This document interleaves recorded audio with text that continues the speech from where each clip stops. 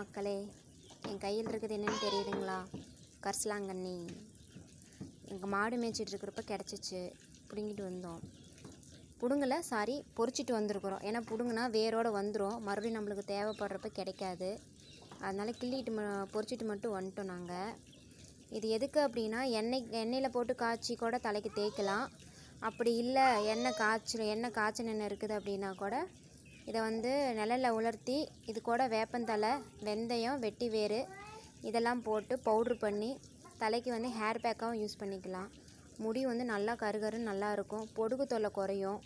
இது கூட இன்னும் நம்ம நிறைய இலை நம்மளுக்கு கிடைக்கிறப்ப குப்பைமேனி தலை, அரப்பு, பொடுதலை இலை இதெல்லாமும் சேர்த்தி கூட பண்ணலாம். இல்லைன்னா கொஞ்சோண்டு மட்டும் இந்த வெட்டி வேறு, வெந்தயம், கரிசலாங்கண்ணி, வேப்ப இலை இது 4 மட்டும் போட்டு கூட நம்ம தலைக்கு தேய்ச்சி தண்ணி ஊற்றலாம்.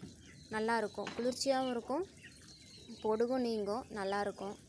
இன்றைக்கி கிடச்சிருக்கு. நாங்கள் கிடைக்கிறப்ப பொறிச்சு காய வச்சு எடுத்து வச்சுக்குவோம்.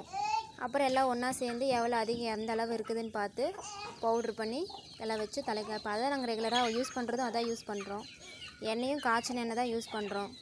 ஏர்ஃபாலும் கம்மியாக தான் இருக்குது. அதே சமயம் பொடுகு தொல்லையும் குறைவாக தான் இருக்குது.